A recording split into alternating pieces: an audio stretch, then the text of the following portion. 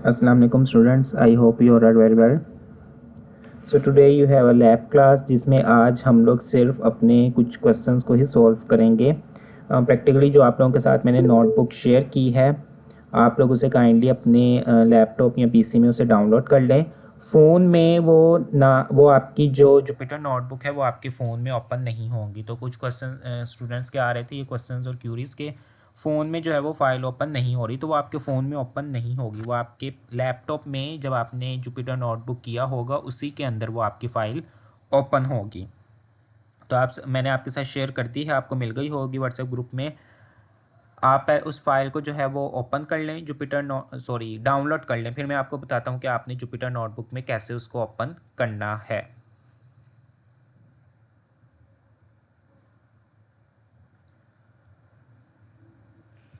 Let me clear, आप सबके साथ स्क्रीन विजिबल है?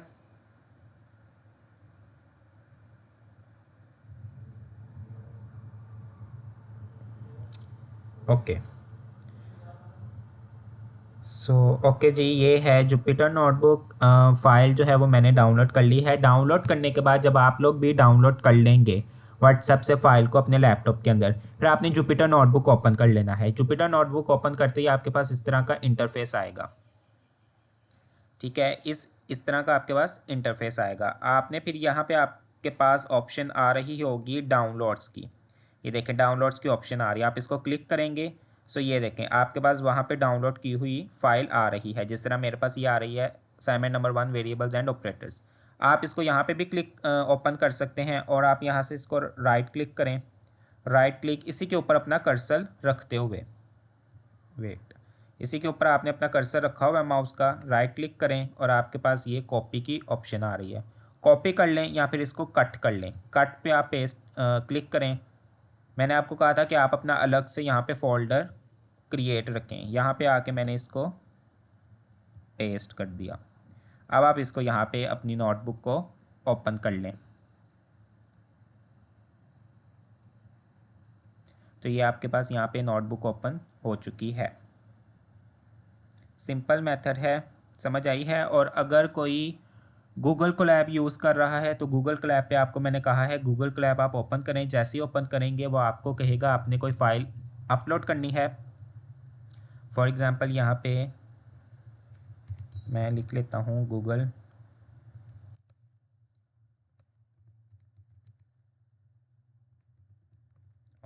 Google Colab. तो मैंने यहाँ पे गूगल कोलैब ओपन कर ली। ओके, अब वो कह रहा है कि आपने कौन सी फ़ाइल ओपन करनी है। मैंने उसको कहा अपलोड में, ब्राउज़र से मैंने उसको अपलोड करनी है। ब्राउज़ से डाउनलोड्स में मेरे पास यहाँ पे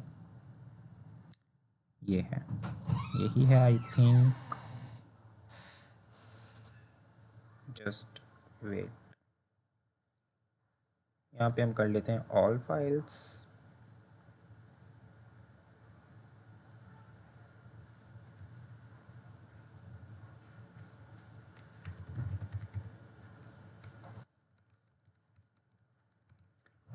ओके, असाइनमेंट नंबर 1।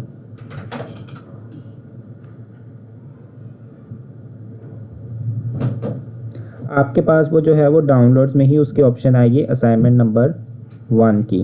तो आपने उसको वहाँ से ओपन कर लेना है गूगल कोलैब में, डाउनलोड्स वाली ऑप्शन में ही। इवन कि मैंने डाउनलोड भी की है। तो ये आपके पास गूगल कोलैब में ओपन हो जाएगी। गूगल कोलैब में ये देखें ओपन हो जाएगी। सिंपल वही है जिस तरह से हम लोग एनाकोंडा में जुपिटर नोटबुक यूज़ करते हैं, वैसे ही आपने भी गूगल कोलैब को यूज़ करना है। जैसे ही आप सब क्वेश्चंस को सॉल्व कर लेंगे, यहाँ पे आप फाइल में जाइएगा। फाइल में जाने के बाद आपके पास यहाँ पे डाउनलोड्स की ऑप्शन आएगी। दोनों में से जिसमें आप ये डॉट पाई जो है ये पाइथन का IDLE होता है, उसमें डाउनलोड होगी, लेकिन आपने download.ipynb पे क्लिक करना है। तो आपके पास ये फाइल जो है वो डाउनलोड हो जाएगी।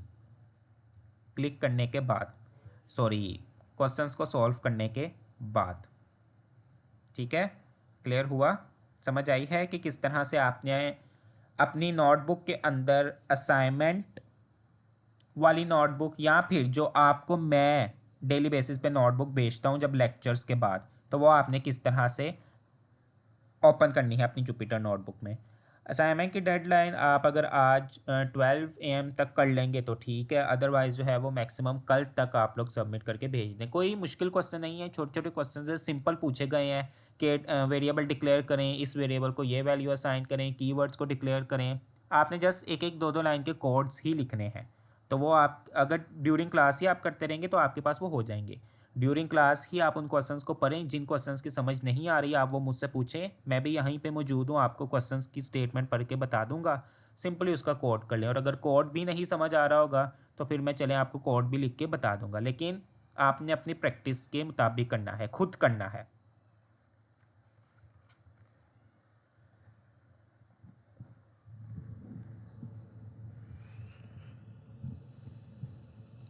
अगर आप लोग कहते हैं तो मैं एक बार सब क्वेश्चंस को रीड कर देता हूँ।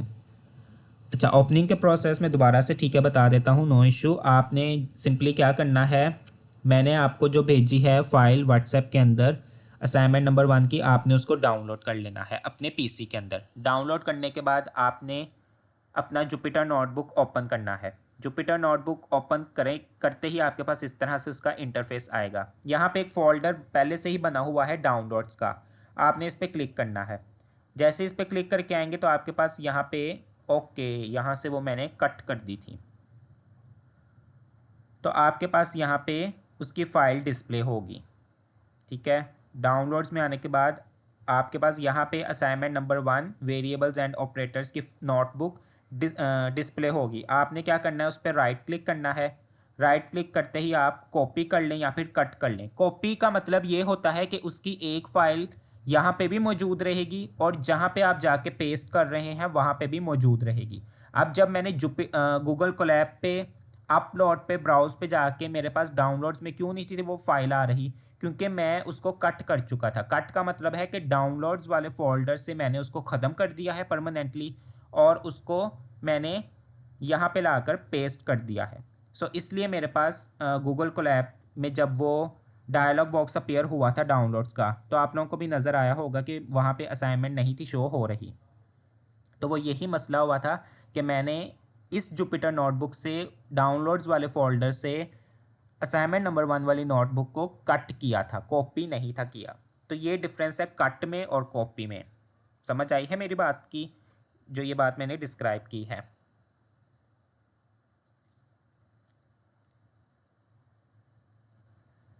आपको भी समझ आ गई है जमील, ओपन आपने किस तरह से करनी है?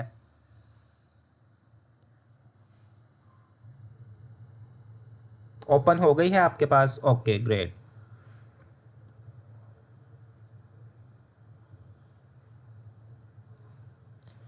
गूगल बेस ही वो आपके पास जुपिटर नोटबुक ओपन होगा, उसी में आपने किस तरह से ओपन करनी है वही मैंने आपको बताया। ठीक है, सही है। और जो अगर गूगल कोलैब यूज़ कर रहे हैं तो उनको भी मैंने बता दिया है किस तरह से आपने अपलोड करनी है फाइल को, और फिर क्वेश्चन सॉल्व करने के बाद आपने वहाँ से डाउनलोड कैसे करनी है।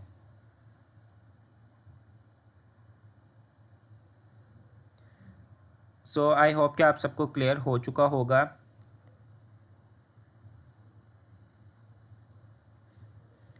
ओके, स्टार्ट करते हैं। अगर आप लोग कहते हैं तो मैं आप लोगों को एक बार सब क्वेश्चंस रीड करके बता देता हूँ कि क्वेश्चंस किस तरह से सॉल्व करने हैं, क्या मतलब है। देन फिर आप उसको सॉल्व करते जाइएगा। अगर फिर भी ड्यूरिंग कोई भी आपको इशू आए तो आप पूछ सकते हैं माइक ऑन करके या फिर चैट में मैसेज करके।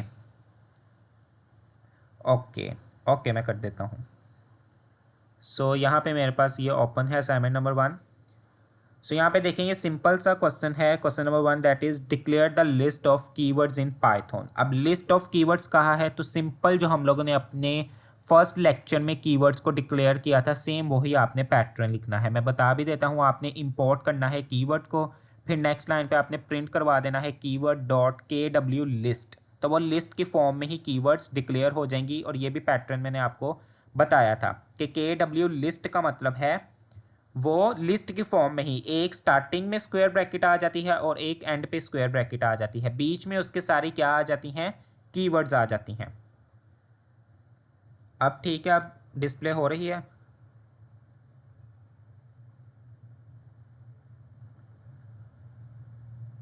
वो जो है ना एक्चुअली एक तो मेरा सिस्टम भी काफ़ी टाइम से चल रहा होता है तो उस वजह से समटाइम्स इशू आ जाता है, so sorry for that.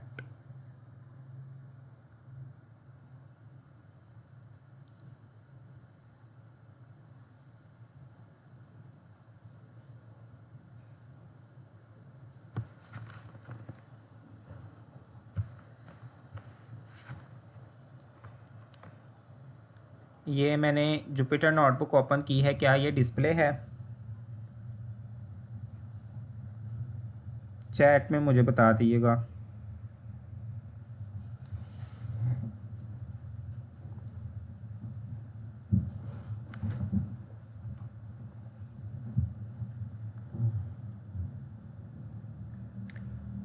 Okay, तो फर्स्ट क्वेश्चन सिंपल है कि आप लोगों ने कीवर्ड्स की लिस्ट को क्या करना है, डिक्लेयर करना है। सेकंड क्वेश्चन है आपके पास डिक्लेयर अ वेरिएबल, आपने एक वेरिएबल डिक्लेयर करना है and assigning the value of it, और उसी वेरिएबल को फिर वैल्यू भी असाइन करनी है। तो मैंने आपको ये मेथड बताया है। डिक्लेयर का मतलब होता है कि सिर्फ अभी आपने वेरिएबल का नाम यहाँ पे असाइन किया है कि मैं एक्स नाम का एक वेरिएबल बना रहा हूँ, और असाइन उसको वैल्यू कोई भी करनी है तो इक्वल ऑपरेटर का यूज़ करते हुए। सो ये मेरे पास मेथड है वेरिएबल डिक्लेयर करने का और असाइन करने का। देन थर्ड क्वेश्चन वो कह रहा है कि write the code to swap two variables in one line of code. ये भी मेथड हमने पढ़ा हुआ है कि पाइथन के अंदर सिंपली हम लोग ये काम कर सकते हैं कि एक ही लाइन के अंदर अपना कोड लिखेंगे जिसमें दो वेरिएबल्स की वैल्यूज़ को एक्सचेंज कर देंगे। स्वैप का मतलब होता है एक दूसरे की वैल्यूज़ को चेंज कर देना। अगर एक्स की वैल्यू 10 है और वाई की वैल्यू 20 है, तो मैं एक्स की वैल्यू 20 करना चाह रहा हूँ, वाई की वैल्यू 10 करना चाह रहा हूँ। तो इस मेथड को कहते हैं स्वैप करना, और एक ही लाइन के अंदर लिखते हुए हम लोग ये काम कर सकते हैं। देन इसी में फोर्थ क्वेश्चन इसी से रिलेटेड है। उसमें कहा गया कि आपने दो वेरिएबल्स की वैल्यूज़ को स्वैप करना है, लेकिन टेम्परेरी वेरिएबल का यूज़ करते हुए। टेम्परेरी वेरिएबल आई थिंक ये भी मैंने आपको बताया हुआ है कि थर्ड वेरिएबल टेम्परेरी वेरिएबल्स को कहते हैं, जो मुख्तसर तौर पे हम लोग इस्तेमाल करते हैं। क्यों यूज़ करते हैं? ताकि दो वेरिएबल्स की वैल्यूज़ को एक्सचेंज करने के लिए हम थर्ड टेम्परेरी वेरिएबल का भी यूज़ करते हैं। क्लियर है ये भी क्वेश्चन? तो ये दोनों क्वेश्चन सेम ही है, सिर्फ दूसरे क्वेश्चन में थोड़ा सा डिफरेंस आ जाएगा कि इसमें आपने एक तीसरे वेरिएबल का यूज़ करते हुए आपने दो वेरिएबल्स की वैल्यूज़ को स्वैप करवाना है। देन राइट अ प्रोग्राम, एक प्रोग्राम लिखें जिसमें आपने यूज़र से उसका नाम पूछना है और उसकी एज पूछनी है एज अ इनपुट, और फिर उसको प्रिंट करवा देना है। तो आपको प्रिंट करवाने का और यूज़र से इनपुट लेने के लिए हम लोग किस वर्ड का यूज़ करते हैं? बिल्ट इन फंक्शन का यूज़ करते हैं, दैट इज़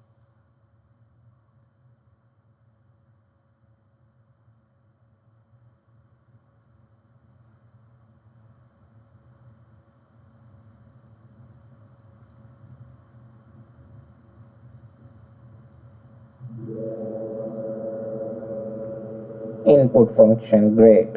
ये जब मैं कोई बात कह के रुक जाऊँ तो इसका मतलब है मैं आप लोगों के रिस्पॉन्स का वेट कर रहा होता हूँ। सो ग्रेट, हम फिर इनपुट फंक्शन का यूज़ करते हैं।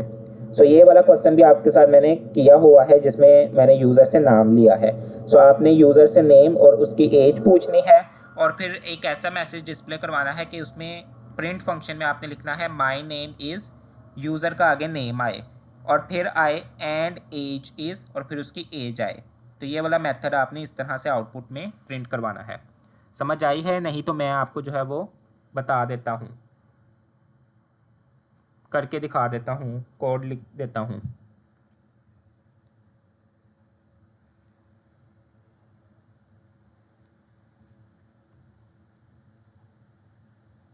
देन ओके, अब यहाँ पे देखिए सिंपली है, आपको एक कोड दिया हुआ है, बस ये कहा गया है कि आपने y की वैल्यू को प्रिंट करवानी है। तो सेम इसी कोड को आपने यहाँ पे लिखना है और वैल्यू प्रिंट करवा देनी है। उसके बाद यहाँ पे कहा गया है कि declare the values of list data type. अब हमने एक डाटा टाइप पढ़ी थी लिस्ट, तो यहाँ पे यही कहा गया कि आपने सिर्फ लिस्ट की वैल्यूज़ को डिक्लेयर करवाना है, यानी कि यहाँ पे आपने एक वेरिएबल लेना है जिसको वैल्यूज़ लिस्ट डाटा टाइप में असाइन करनी है और उसको प्रिंट करवा देना है। क्वेश्चन देखने से तो बाजार ऐसा लग रहा होगा कि लिस्ट की वैल्यूज़ को एक एक करके डिस्प्ले करवाना है, लेकिन बेसिकली आपने पूरी की पूरी लिस्ट को ही डिक्लेयर करवाना है। Then declare the string characters. अब यहाँ पे भी क्वेश्चन आपको लग रहा होगा कि कोई एक स्पेसिफिक करेक्टर असाइन कर डिस्प्ले करवाना है, लेकिन नहीं। स्ट्रिंग करेक्टर्स मैंने आपको बताया है कि स्ट्रिंग हमारे पास होते ही अल्फ़ाबेट्स में है, करेक्टर्स में है। डबल कोटेशन के अंदर जो भी हम राइट करते हैं वो स्ट्रिंग होती है, तो आपने अपने नाम की ही बेशक आप स्ट्रिंग डिक्लेयर करवा दें। देन यहाँ पे कहा गया है कि assign value 100 to variables x y and z in one line. तो ये वाला कोड भी हम लोगों ने ज़रूर ये मेथड पढ़ा है कि एक ही लाइन में लिखते हुए सेम वैल्यू डिफरेंट वेरिएबल्स को असाइन हम लोग कर सकते हैं। सो ये वो क्वेश्चन है। अब यहाँ पे आपको डिफरेंट ही वैल्यूज़ दी गई हैं और डिफरेंट वेरिएबल्स दिए गए हैं, और यही कोड आपने यहाँ पे लिख कर असाइन करवाना है। और यहाँ पे आपने मल्टीपल्स वैल्यूज़ एक ही वेरिएबल को असाइन करवानी है। सो वो कौन सा पैटर्न होता है वो भी आपने यहाँ पे बताना है। ओके, सो अभी तक सब क्वेश्चन सेम हैं। स्टेटमेंट कुछ ऐसी हैं जो मैंने बीच में बताया है कि आपको लग रहा होगा कि इसकी आउटपुट क्या होनी चाहिए, लेकिन अगर आप उसको अंडरस्टैंड करें तो स्ट्रेट फॉरवर्ड ही है कि आपने स्ट्रिंग करेक्टर्स को डिक्लेयर करवाना है। सो आपके नेम के अंदर भी करेक्टर्स ही हैं, तो आपने वो तमाम के तमाम डिस्प्ले करवाने हैं। और देन आगे तमाम जो है वो ऑपरेटर से रिलेटेड आपके क्वेश्चंस हैं। अर्थमेटिक ऑपरेटर कौन कौन से होते हैं वो आप यहाँ पे डिक्लेयर कर दें। सब करने हैं सब कर दें, नहीं तो मैक्सिमम 2-3 कर दें। रिलेशनल ऑपरेटर्स बता दें, असाइनमेंट ऑपरेटर्स। पाइथन में मेंबरशिप ऑपरेटर्स क्या हैं वो भी हमने पढ़े हैं कौन कौन से होते हैं। लॉजिकल और बिटवाइज भी आप अपनी मर्जी के यहाँ पे डिक्लेयर करवा दें।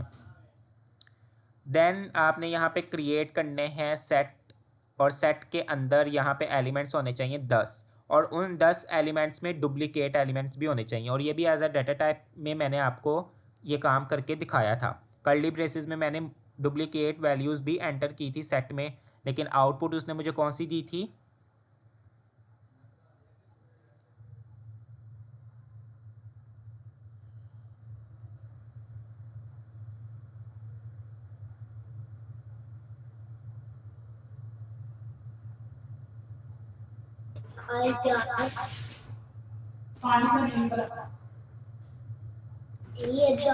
Mic off, mic off, kindly mic off अपना। वो फिर पहले बंद था।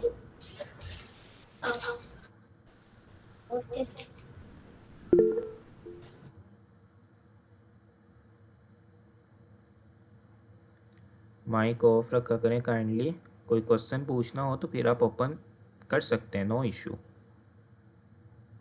अच्छा, यहाँ पे मैंने कहा है कि आपने सेट क्रिएट करना है और उस सेट के अंदर एलिमेंट्स होने चाहिए 10, और वो 10 एलिमेंट्स में कुछ डुप्लीकेट एलिमेंट्स भी होने चाहिए, और आपने आउटपुट में डिस्प्ले करवाने हैं। चाहे आउटपुट में डिस्प्ले डुप्लीकेट हो या ना हो, लेकिन ये काम आपने सेट के कोड के अंदर करना है, क्योंकि सेट आपको मैंने बताया है कि कौन सी वैल्यूज़ हमें आउटपुट में देता है, यूनिक वैल्यूज़।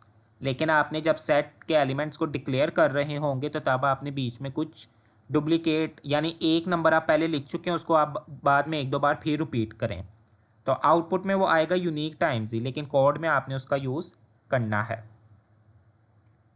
फिर आपने डिक्शनरी यहाँ पे क्रिएट करनी है की और वैल्यूज़ में। अच्छा, जो मैंने काम आपको करके दिखाया था मैंने उसमें की और वैल्यू ही लिख दिया था।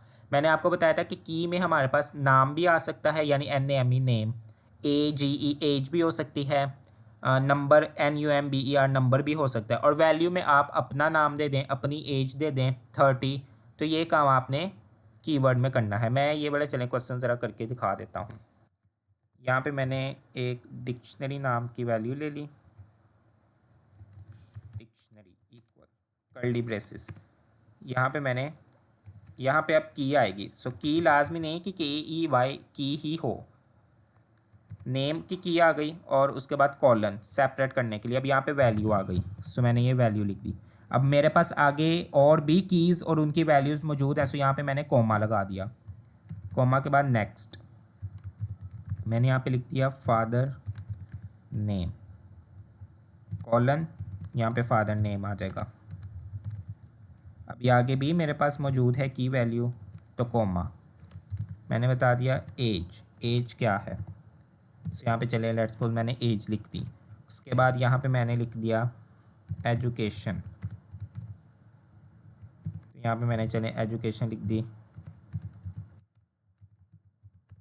ठीक है। अब मेरे पास आगे कोई भी की और वैल्यू मौजूद नहीं है, सो इसलिए यहाँ पे एंड पे मेरे पास अब कॉमा नहीं आएगा। और यहाँ पे मैंने प्रिंट करवा दी अपनी डिक्शनरी। यहाँ पे मैंने लिख दिया द डिक्शनरी। और डिक्शनरी बेसिकली मैंने आपको कहा है कि एक कंप्लीट रिकॉर्ड इंसर्ट करने के लिए हम लोग यूज़ करते हैं। मैंने यहाँ पे लिख दिया the dictionary of a person is, then यहाँ पे मेरे पास डिक्शनरी आ गई। और यहाँ पे इसकी टाइप भी प्रिंट करवा लेते हैं साथ ही साथ कि क्या वाकई ये डिक्शनरी ही क्रिएट हुई है। यहाँ पे देखें, और ओके यहाँ पे स्पेलिंग गलत हो गए हैं इसलिए एरर आ गया है। ओके बिल्कुल ये डिक्शनरी है। तो देखें यहाँ पे बेसिकली जो बात करने का मकसद ये है कि ये हमेशा की होती है, ये हमेशा की होगी, कॉलन से पहले वाली की होगी, और ये उसकी वैल्यू होती है। तो इसको कहते हैं डिक्शनरी। तो इसी तरह से आपने भी डिक्शनरी क्रिएट करनी है।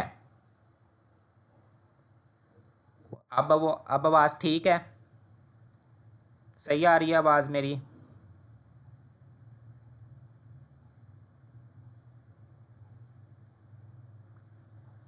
ओके, वो पहले मैं स्लो भी बोल रहा हूँ तो इसलिए लग रहा होगा। फिर आपने क्वेश्चन नंबर 15 है, आपने टप्पल क्रिएट करनी है 5 एलिमेंट्स की, वो भी आपको पता है टप्पल किस में क्रिएट करते हैं। फिर आपने टाइप फंक्शन का यूज़ करके बताना है, कुछ भी आप टाइप फंक्शन में टप्पल की ही टाइप आप मालूम करवा सकते हैं, डिक्शनरी की जो सी मर्जी आप टाइप मालूम करवा सकते हैं।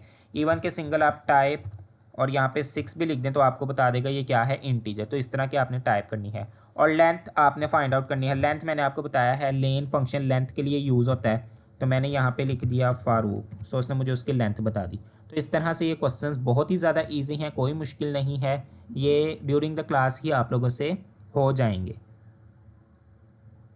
सो फिर भी किसी क्वेश्चन में कोई भी इशू आए तो आप लोग ड्यूरिंग क्लास मुझसे पूछ सकते हैं।